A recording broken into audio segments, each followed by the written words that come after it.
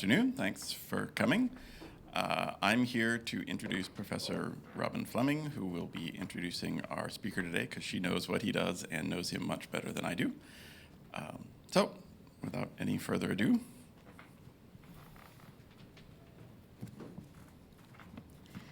So it's really a pleasure to be able to introduce at Google Dominic Powlesland, who's really the leading pioneer and advocate for all things computing in archaeology. And there are just a few essential things you need to know about Dominic other than the information that's on his slide there.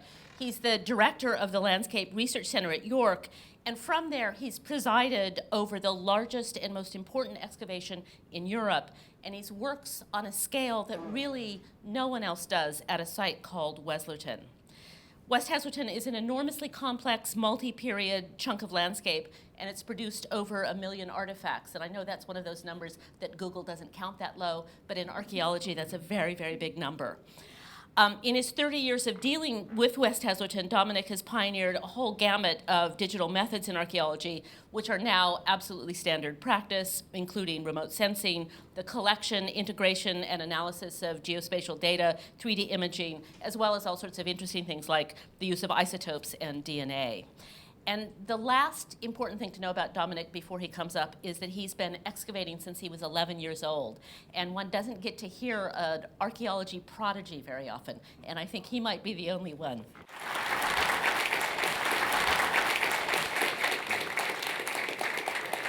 Thank you very much indeed. I am a landscape archaeologist, and I will try as much as possible not to get nerdy about my subject. But I've also been involved in computing for a very long time.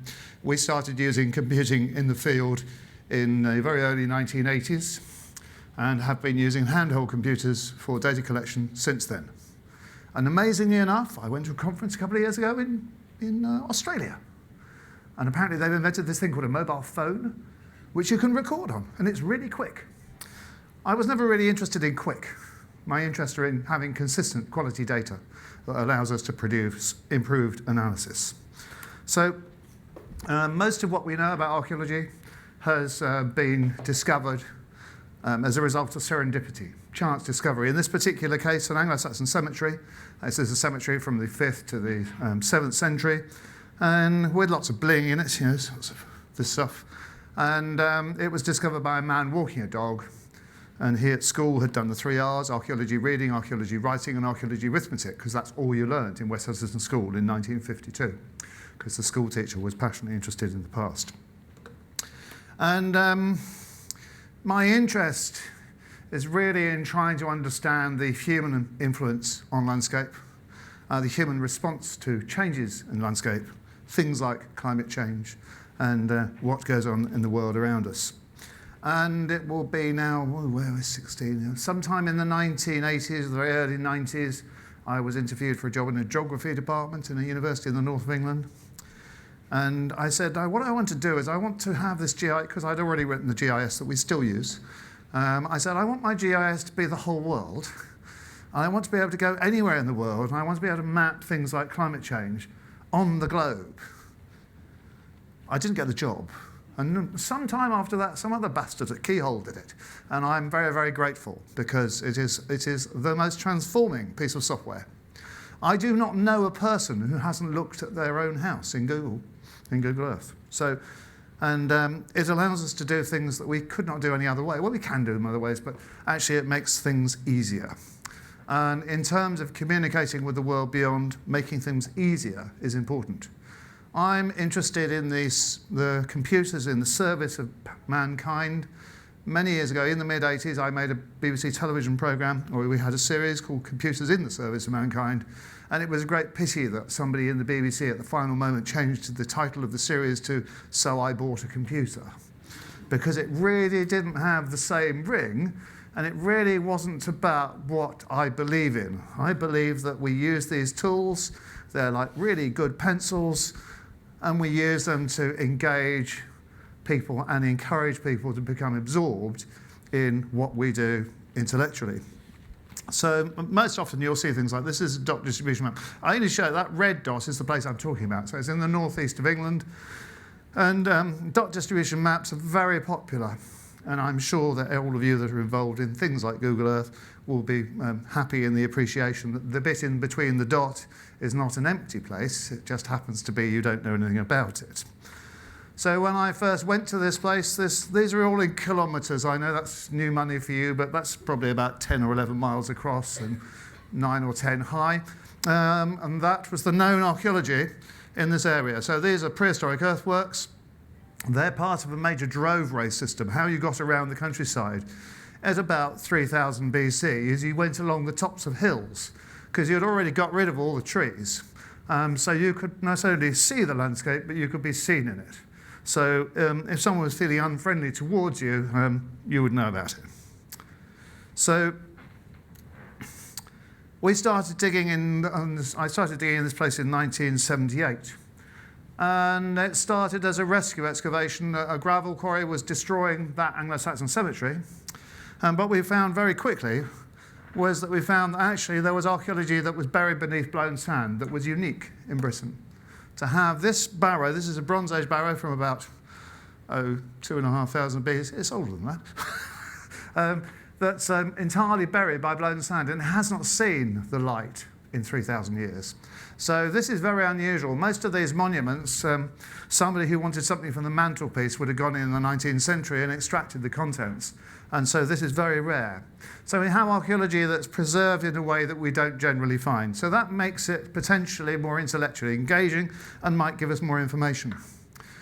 This is the best thing you can do with your clothes on.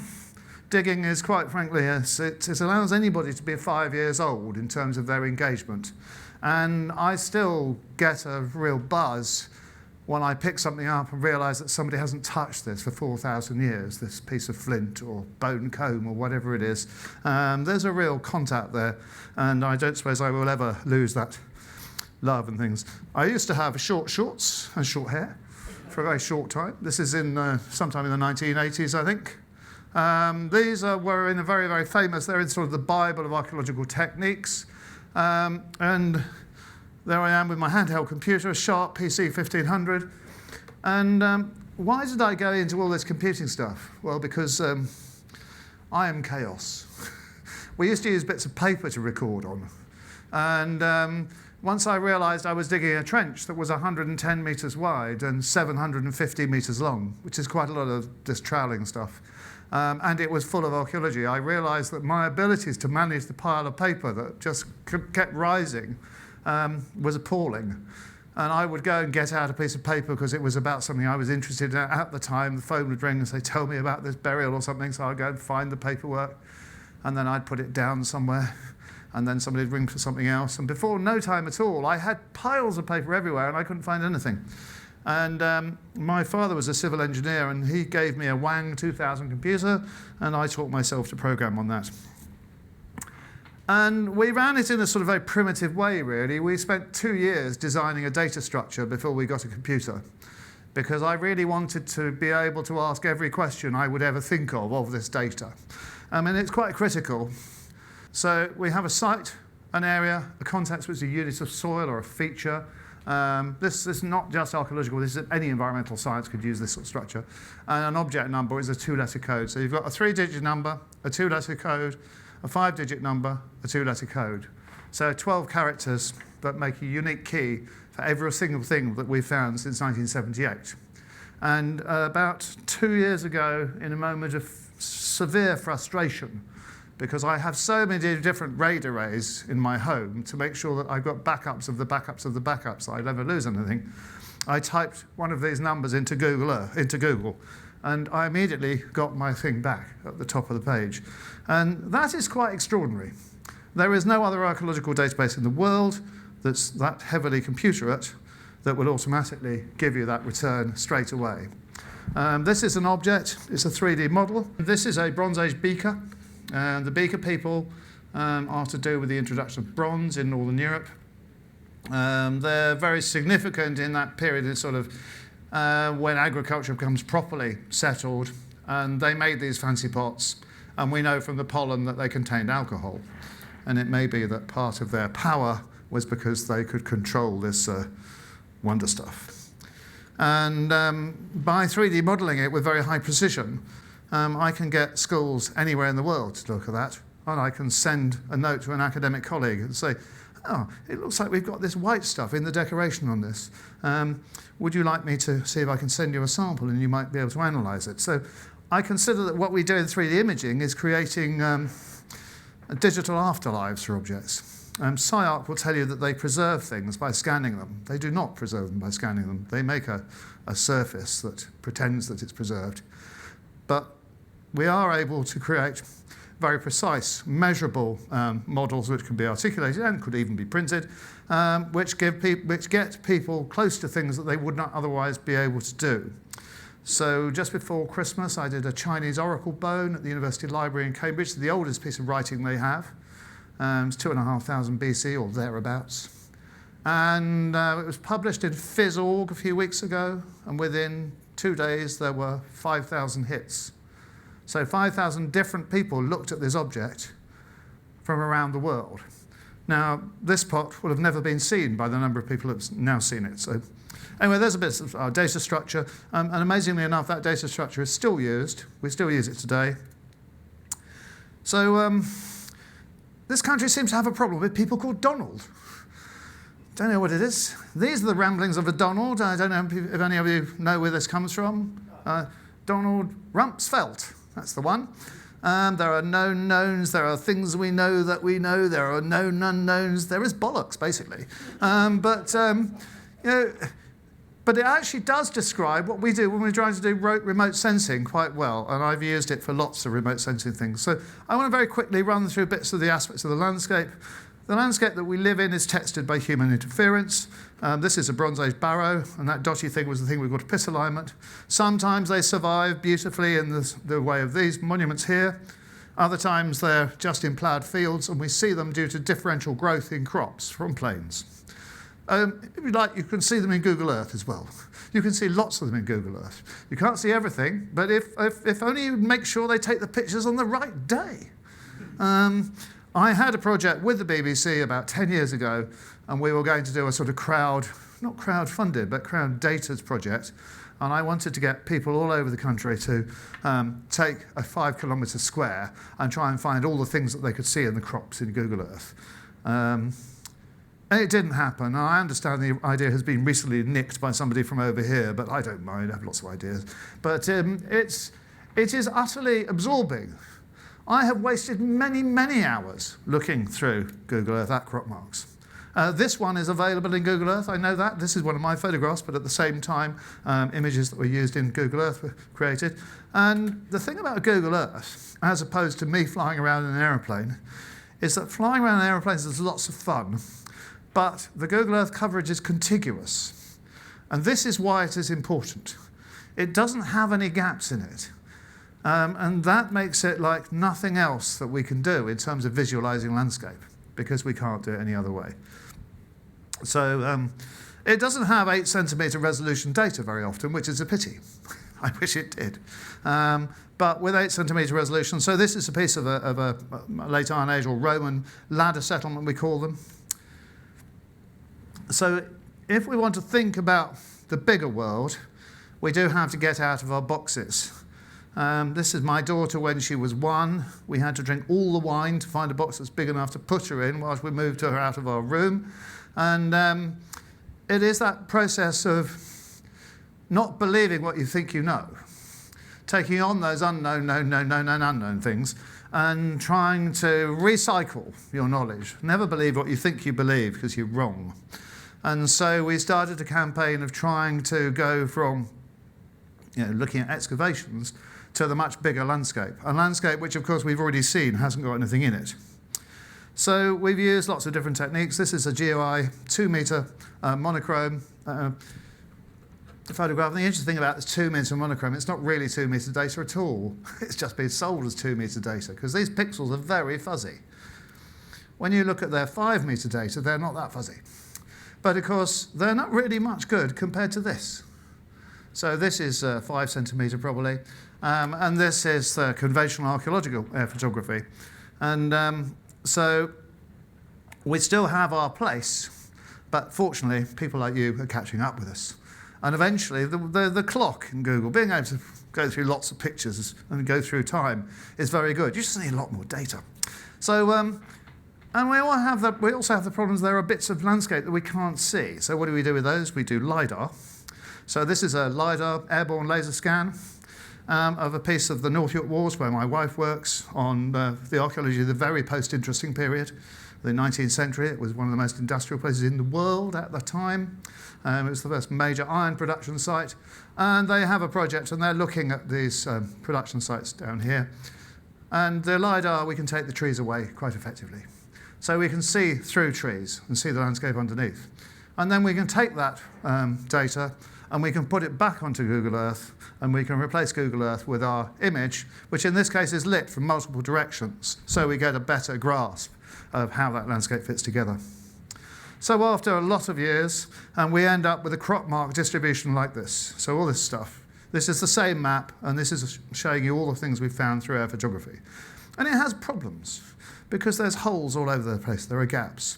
Because our air photography is responding to ground conditions which are variable, to climate conditions which are variable, to crops that are growing or may not be in fields. So you can't go out and go flying for a week and find everything that's there. This is the accumulated effect of flying from 1979 till 1996. So lots of flying. But what we can do is we can introduce multiple techniques. So this is an 8 centimetre vertical, and this is an oblique photograph. This is where I had to cut the wheel out. The wheel looks really boring in the image. And this was because I had to hang out of the plane in order to get the photograph, and so the wheel's in the way. And these things here, this is a Neolithic long barrow, so about 3,500 BC. This is Bronze Age round barrow, about 2,500 BC. And these little square things are Iron Age burials in monuments from about 500 BC to 300 BC. And in this field here, it looks like it's diseased because there are thousands of dead people planted in holes in the ground. If we try an alternative method, in this case a geomagnetic method, we find different results. And in fact, if we use lots of different methods and we keep going back, each one of them produces its own results. So one is just not everything. And we have to find ways of using all these different techniques and joining them together. So while we were looking at the landscape, this is the cemetery where we started. We then dug this little hole, which is 500 metres from one end to the other, which, if you're troweling, is a very, very big trench. Now, most archaeologists do what we call blanket coverage. No trench is bigger than a blanket. We go for 100-metre squares, and we join them all up together, because the only sample that's really worth looking at is 100%. And there's a reason for this, because if we only look at little percentages of things we don't understand, we're not going to understand them. And we've had to develop quite novel techniques to deal with the data. So this is my own GIS. This is a stratigraphic diagram. This shows the sequence of soil deposits and layers as you go through the site. This one's on top of that one. And if it's on top of something, the thing underneath it should be earlier, unless it's in a stream, in which case it might be upside down. But the laws of superimposition are fundamental to the way we see archaeology. But when you've got 30,000 units of soil, handling all of that's quite difficult. So this is tied to the drawing over here. The dots are all fines. And we can work our way up and down through this diagram, showing the sequence at which these different features occur, the different events happen. It's a bit like using the time slider in Google Earth. And so Google Earth, is it useful? Yeah, I think it probably is, actually. So this is the archive from that excavation in Google Earth. And hopefully this will work. This is one of these features. It doesn't matter what it is. It's a cavity floor building in a 6th century settlement. That's the plan. As archaeologists, we also draw the sections. So these are the cross sections through the feature. The feature has spatial integrity with the material inside it. Those are all the finds. The green things are objects. The brown things are animal bone. This one only had 5,500 objects in it. There's some basic stats in here. I was saying earlier at lunch that I tried something out in Google's search today, and it didn't work. So I'd love you to solve my problem. You don't have a function in there to say, I want to search, but can I just search all the tables that are published? Because if you did that, getting to data would be really easy. because the billions of HTML tables that are out there archived all over the world aren't hit by the Google search engine. Whereas if your search engine said, right, I can see this is a table because I can read HTML, let me look in the table, because Google's ability to search free text is unparalleled.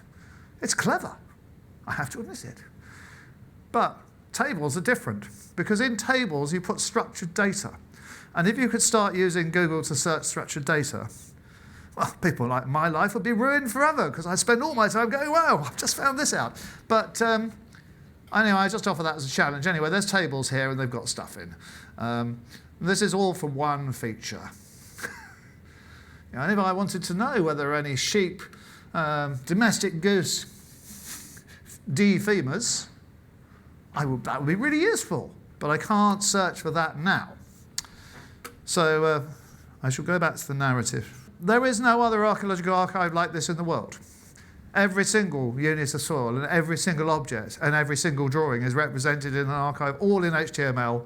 The GIS that we use generates these pages automatically. You just press go, and there's a bit of fiddling around with some of the scanning of the drawings, but most of it is done directly, computationally.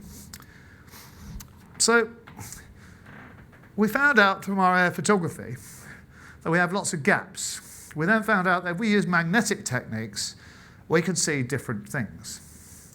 And we can see lots of things. So this is part of a 12 square mile survey in which we've collected data at a mere 10 centimetre intervals for about half of it. And it was, until very recently, the largest archaeological geophysical survey in the world. Colleagues of mine in Vienna, who have many, many more toys, and lots of people, have just made one just a bit bigger, but it doesn't have this much stuff in. So that's looking at 12 kilometres along a road, and that's about a third of our total survey. And what it does is it takes this landscape that was formerly empty, and it has the highest density of archaeology of any landscape in the world, which of course isn't true. It has the highest density of observed archaeology. The rest of the world hasn't yet been observed.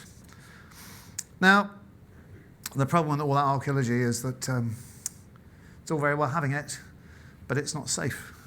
And so this thing here, if you can see on my mouse, yeah, that thing there is a plough mark. So the bottom of that plough mark is down here, where this 2-metre red and white stick we call a ranging rod is, and that's sat on top of a load of ash. This is a 7th century building, a cavity floor building, and it's filled with ash. It's filled with the ash from 10,000 tonnes of grain processing. It's very important in its historical terms, but for what I'm talking about today, the problem here is that if the next time this field is ploughed, we will probably lose all of that archaeology, because the next time they'll plough at a closer spacing, and that 15 centimetres of the past will disappear. Now, if that happens to include a prehistoric house with a preserved floor because it's underblown sand, then we're losing something which we don't have anywhere else in Britain. So this is quite critical. So what the hell can we do with all that data? So this is another application this uses the Google Earth plugin. And I know you now have better toys, but I haven't had the time to rewrite all of this stuff, and I probably won't, because it works. And we put that big survey into using the Google Earth plugin, and this is it. And it contains a whole range of other data. So this is a survey giving us the depth of blown sand on top of the archaeology. So, and it's then coloured according to preservation. There's all sorts of short words that I use to describe the bits that are in red, but I won't today. The bits in blue are the very best preserved. Now, it's not important necessarily that this is archaeological data. This is chronological data about a landscape. And I'm now going to attempt the ridiculous. So there's our piece of landscape. If I want to see that gradiometer data, I can put that on the top. This is not normally in public open access at the moment, because this is a treasure hunter's guide to my landscape. and they won't let me store landmines, so we don't put out the thing that allows them to precisely know into which bit of which field they should go. And that's not because I don't believe everybody should have the information. It's just we have to develop a strategy to look after it. And part of that strategy I will probably talk about later. And we can put the blown sand over the top of that in a transparent layer, and we can start to see the correlation with those bits of archaeology that are underneath the blown sand. And that shows us those bits of this archaeology that should be best preserved and those bits that are least well preserved. Now this one doesn't have the map behind it because I've replaced it with a model. And the reason for that is it hides the individual fields. And what we've then done is something which is quite, I think, probably quite novel. So this takes a while to load because it's hundreds of megabytes. But one of the great things about the plugin, and I don't know who in Google's responsible for this, but whoever it is, give them a big hug from me. Because they did something really clever when they included time. Because we human beings are not very good about time, and archaeologists and historians are crap at it. We think that time happens at points and then it moves on to another point and another point, but actually it's not. It's a whole load of things that bungee together. They're all doing things at different speeds and different things are happening. So what I wanted to be able to represent, because in landscape, the landscape we live in is an accumulation of different things over time. You don't go, not very many people in this room have bought a house and decided it was 50 metres in the wrong position, I'm just going to move it. Or your garden's in the wrong place. If you're very wealthy, you might buy another bit of land and have a bigger garden, but you wouldn't necessarily move a road because it was not a nice road. I don't like that road, let's move it 50 yards. So our landscape is an accumulation over time. So what we did with this is that we use this clock thing, which allows you to animate through time.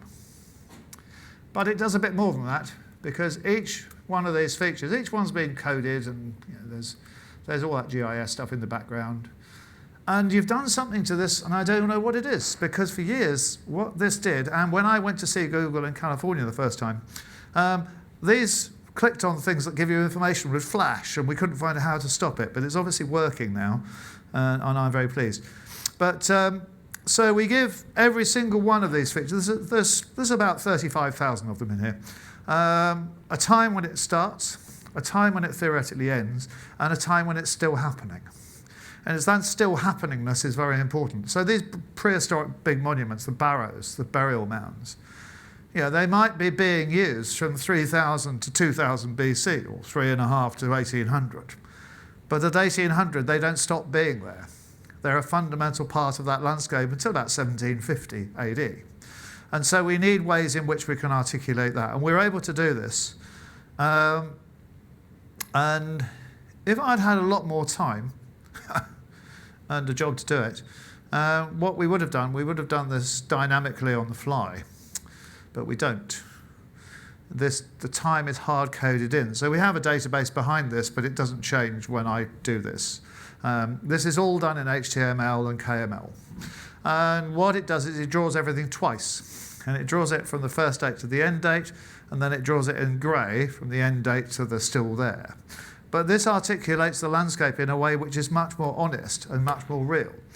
And this is quite important if you want to deal with people that aren't archaeologists, and you'd like them to understand what's going on in the landscape. So all this green stuff, this is our time scale. So the green stuff is the Iron Age and Roman, if you want to have a handle for it. The blue stuff is earlier, it's Bronze Age. And some are others, some orange, if I move out. Oh, here's some orange, these are Anglo-Saxon. So this only covers about, it's covering 9,000 years. I cover the bit from about 15,000 BC to 1000 AD, after which it becomes the post-interesting period. But we don't need to worry about that. But this provides us with a mechanism of distributing knowledge, not just data. So I can go out into this. This landscape looks pretty boring at the moment. And so you don't see this when you're walking around in it. Unfortunately, it is also uniquely well preserved. So all this stuff that's underblown sand here is about to have its future terminated, I have a feeling. So 3 weeks ago, or thereabouts, the 4th of April, it was in The Guardian. So entire Yorkshire village could be yours for 20 million. Wouldn't Google like a research centre in Britain where you could have away weeks and you could go and do environmental and spatial research in a 27-bedroom house? They don't mention here's a bit of a hole in the roof. This is, for us, is a real crisis, because this particular estate has not been doing deep ploughing for the last 50 years. So all that archaeology is currently well preserved. And if it just goes to the most rapid turnaround, biggest return farmer, it will all get destroyed. And the reality is we want to take about 200 or 300 hectares out of this and create an archaeological and environmental research park. We want to plant that geophysics in different organic herbs, which will actually make their own income. The rest of the estate will actually be self-sustaining. I think this is a brilliant idea. I've been working on an idea for that for some years, and the estate's come up for sale a bit too soon. I'm looking, but I haven't got 20 million this week. But I think it would be a really good thing for somebody. So, and if we don't do that, well, say goodbye to the past. I mean, not necessarily. Because we will be able to get knowledge from those areas, and we will be able to distribute it. But of course, we won't be able to distribute it without the tools that you produce. So I know this hasn't all been about computing, and I would like to tell you about all the other computing stuff we've done. So one of the things I was talking about in Harvard yesterday was that, and it's something you could also do in Google Earth. A lot of stuff that we do in real science is all about probabilities. And so we use these things called radiocarbon dates. So all of you people are radioactive. And sadly, you're not very good from a trace element point of view. The Americans are much worse in terms of trace elements than people in Britain, because you've had supermarkets for much longer. So the oxygen, lead, and strontium isotopes that you eat and that go into your bones and your teeth, we can use those to source where people lived in the past, broadly. And in fact, most of it they get from the drinking water. But my children all come from Lidl or Tesco, or Waitrose if we get better off. But I'm old enough to be able to have come from East Anglia. But radiocarbon dating, we're all filled with radiocarbon. When we die, that radiocarbon starts to decay, and every 5,473 years, it reduces to half that amount. So that's how we date things. But of course, it's a precise, imprecise science. And we use lots of Bayesian statistics to improve the return. But the reality is that it then produces very silly diagrams, which most people can't understand.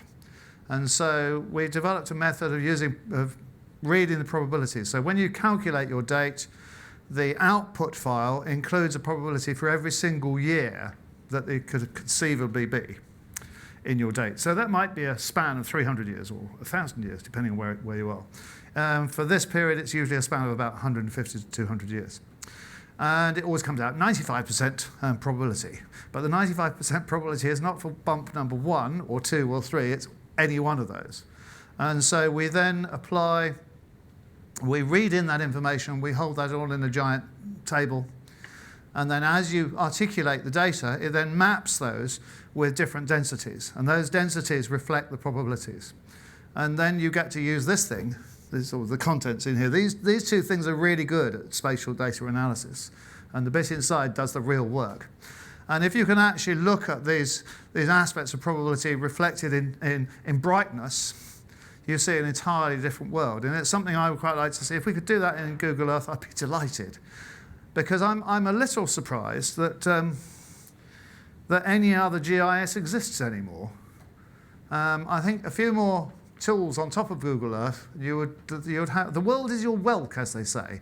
It's almost there. You can import stuff, but actually you could do all those things that Esri does without any trouble at all, with a relatively small programming load. And I appreciate that Google Earth is not the big moneymaker, but I wonder how many Google users there would be in the world had it not been for Google Earth. Because people that are not computerate go first to Google Earth because they want to see what their house looks like. They don't go and do a Google search. My children come home from school and say, "Daddy, can we Google it? Can we go Google it?" Yes, of course you can. But that's because they live in a house that's wall-to-wall computers and people that write software and stuff. But I live in a remote village, and I've watched the profile of computer consumption, and it goes, Google Earth is much sooner than using a Google search. And it's just because, eventually I'm sure it will be different. When my children are grown up, the world will be completely different because they're growing up with this stuff. But certainly my generation, I know people that they still don't know which is the on button. And they don't have wacky phones and the rest of it. So I appeal for two things, really. I need help. This landscape needs help. But also I think the beauty of applied computing is that we can properly engage a global public. And I think that's a moral responsibility. And I feel that it's a moral responsibility for this archaeology. So I've been running this project. I dreamed up the project in 1978 and 1979, and I've been working on it since then. I have, in between time, had all sorts of nice titles and been the field archaeologist in residence in the delightful town of Cambridge. But actually, I'm still doing this bloody job. It would be nice to have a job, because I'm a self-employed, unemployed archaeologist at the moment. But if it was worth doing, it's only worth doing if it gets out there to other people. And you are the people that deliver the tools that do that. And I am extremely grateful. It's this. I had to write an email to somebody the other day and said, of course, there's somebody that came to one of my lectures in Harvard who's a historian and knows all about monastic stuff. And he hadn't been able to stay for that lecture. He wrote and said, "Thank you very much for the lecture," all that stuff. But I really wanted to ask you about Yeddingham Priory, which is where I used to live. I said, of course, in 1980, when I was first trying to find out about this particular ancient monument, I looked it up, and the only nun I found anything about was not the nun he was interested in. It was a nun that became pregnant in the 15th century and caused lots of trouble. So there's loads and loads of medieval documents about this particular nun. And of course, now, we didn't have the internet then. You had things called books and libraries, which are 50 miles away. So it is a transformed world. And thanks to Google, we are able to do things that we could not do any other way. But again, it's all this thing about serving. You're serving the dinner, the intellectual food of the future. So thank you.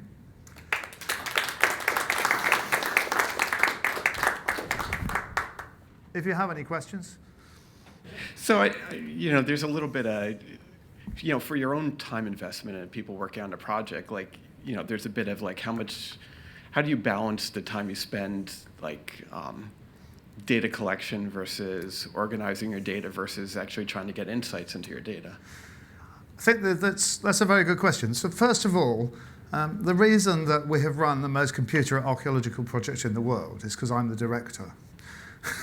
And I taught myself to program, and I wrote the GIS because it was necessary. So I used to do 6 hours a night for years, and there's about 60,000 lines of code in the GIS. It does things you can't do with any other software. We still use it.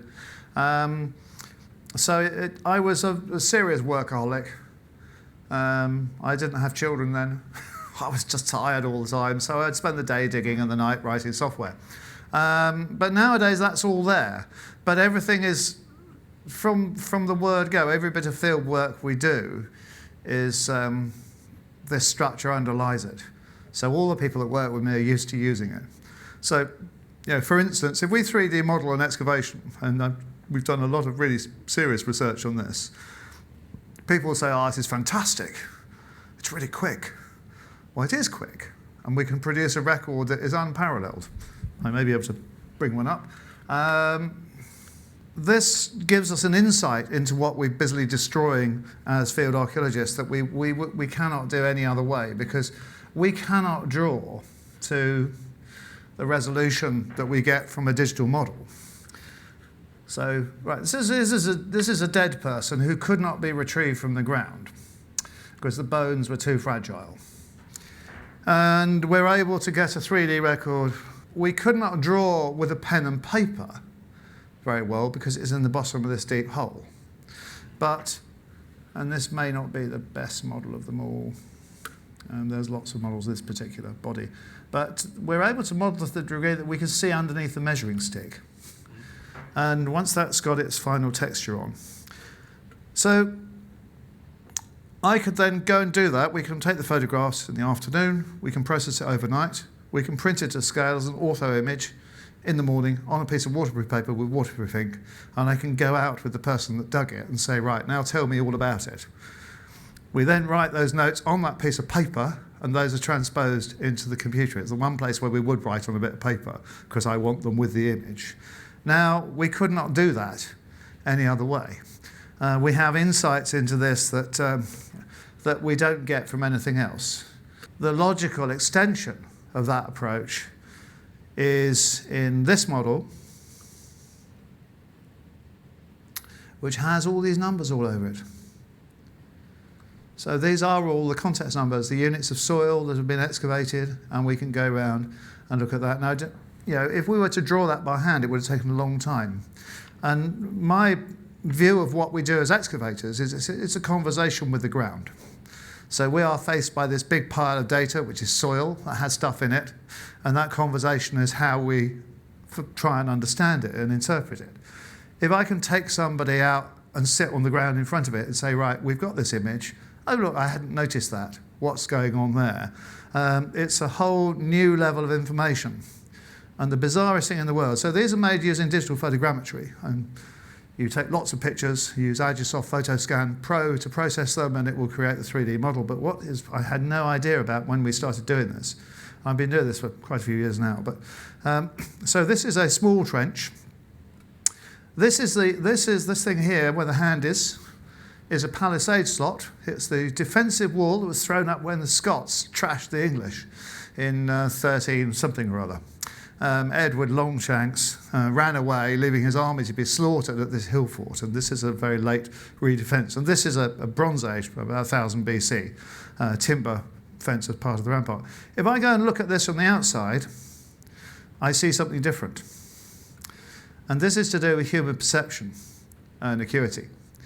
So when I look at this section from one side, the stones that come towards me from the other side, they have an increased ocular presence. When I turn it round, the stones that have been knocked out of the side are replacing that ocular presence. So we see stuff in stone holes which haven't been scraped with a trowel. So, you know, my view is that we don't have any option. If we don't start using these techniques, we are stuffed. The problem we have is archiving. That is probably the biggest problem of all. How do you archive all this stuff? And very fortunately, the wonderful University of Cambridge have what they call the D-Space, which is their infinite archive. And they have offered to take all of our data. We offered it to SciArc, but they wanted to charge us lots of money, which didn't seem quite fair, really. But Cambridge have said they will take it all on. And that will give it a future. And I'm also a big believer in things of printing. So things like the biggest problem in the world for archiving is digital photography. I bet at least one of you has got a phone that takes photographs, and you use it, and you take pictures. And when you lose your phone, you lose those pictures if you haven't put them on your Google space or whatever it happens to be. These spaces are all very well, but when you join them and you put things on them, they suddenly eat your hard disk. I had no idea. I thought they were out there. But so digital photography is an absolute potential crisis. So our view is we take those best archive pictures and we print them on archival paper, very small, because they could be scanned in again in the future if the digital copy disappears. So it's a strategic part of all our planning. If we can't sort out, we have to have that sorted before we go and dig the hole. You can't sort of go and start thinking halfway through, I just need to go back and, I've just destroyed that bit. So the archaeological excavation, every single experiment is unique. It's an unrepeatable experiment. So that landscape with its blown sand and all that stuff underneath it, once it's gone, that's 4,500 years of the past of the north of England that will never come back. So there is a degree of there's responsibility driving all this insane computing, really. Does that answer your question? I think it does. Thanks. So looking at the 3D images, I was curious what process you go through to generate that, the vase, Right. and then this. So the pots are quite difficult because it's getting the inside and the outside all in one go. So the idea, in essence, we use a piece of software called Agisoft Photoscan, which is written by some Russian people, and it is superb. Of all the things that do this, it's by far the best. And I've tried them all. So when we do a lot of these 3D modeling ones, I will then describe the technique in a paper like this. Fat man. So this shows you the photographic approach. And then when we use structure from motion, which is the mathematics behind how you calculate where the camera is, and it's looking and using bundle adjustment to identify groups of pixels that have a recognizable contrast signature from one to the other. So it goes through each image and tries to match up those signatures. And it will do it basically to a fairly crude point cloud. And then it works out where that projects the positions of the cameras that you see here. From that, it then reverses the process to try and improve the position of the camera precision by reversing it back onto the object. And when you've gone through that process, you then triangulate it to get a tin model. But to get inside that pot, you just took hundreds of photographs. You have to go, and you have to mask them all as well, because depth of field for a small object is really quite problematic. So if you read an article that says all you need is a rubbish camera, don't believe a word. You need a good camera and a proper lens. And you have to be it's like everything we do. You have to be rigorous. It's rigorous, boring, science. And you do it the proper way and you get good results. And if you don't, you don't. If you look at this on the web, all those runes on the body are all individually tagged as well. So, and that had, I think it's had about 8,000 or 9,000 people have looked at it. Now, 8,000 or 9,000 people would never have seen that during its life. And I'm hoping, there we go, that we will eventually be able to get a radiocarbon date for the contents. But in terms of if you happen to be a rune geek, or you happen to be in a school, being able to go and look at the vessel in this way. So there is a little bit of control that you have on the web. So if I turn this to high definition and then I turn this to shadeless, you can see inside it quite well. But this is all down to hundreds and hundreds of pictures and having to mask everything that's out of focus. So it took 4 hours to do the photography, 4 weeks to get the result. And it wasn't that I sat there for 4 weeks working on it. I have a very heavily specified Windows PC and with a wacky graphics card, and I've got a heavily specified Fruit. And between them, once they've got the good graphics card, you can get this stuff processed quickly. And it's about having exactly the right number of pictures. If you've got too many, it slows it down enormously. If they're not sharp, it doesn't work. So you've got to be rigorous. But the end result is stunning. And more people have seen this than ever would have seen it in its life. So, and it's being used in schools. So I've just done a project on a stone cross, Gosforth in Northumberland, in Cumbria, which is 4.5 meters high. So we have a camera on a pole, which I control with a phone, 700 photographs. Most irritatingly, the north side of the cross, which is the most eroded, is away from the sun, which while you're trying to photograph it, the sun is directly in front of you. The weather was supposed to be overcast that day, overcast with blue sky. And that was done so that 2 schools could share this object and work on it together. One is an inner city London school with a very mixed intake, and one is a tiny village school in Cumbria. And those kids have had the opportunity to do something they could never have done. The Cumbrian kids don't know about it because it's there. And it's half pagan and half Christian, which makes it even better because therefore it has stories that go into multiple directions. And the great thing about any sort of digital futures and digital afterlives is that we're not concerned with one thing. Knowledge is, I was told by my dad that you're either a polymath or you're dead. And I think that wasn't a bad line. And I think everything that we do digitally gives us the opportunity to engage new and different people and to get everything we can out of one piece of digital resource. Does that help? Yes, thanks. Sorry. Yep. What are the markers along the surface? Oh, those are stamps. They're made using the tine, sawn off tine of an antler. And the thing about this is that as you go around, what day of the week is it? He's got a hangover, look. There's a double impression in quite a lot of them. So they're just decoration. What's very novel, of course, is you've got this line that goes around the side. Now, how do you express this in a normal black and white drawing? So that line starts up there and comes around here. It's a spiral that goes, how do you do that? Now, the drawings of this pot look nothing like this, the published drawings of it. And you can't go and have a look at it because it's in a cupboard in the British Museum. And they've got a lot of stuff. So allowing this to go out there is, I think, is brilliant. But no, and we have, I've got to dig out, we've got several of these antler tines from our settlement which have got these stamps cut out of them. It's just decoration.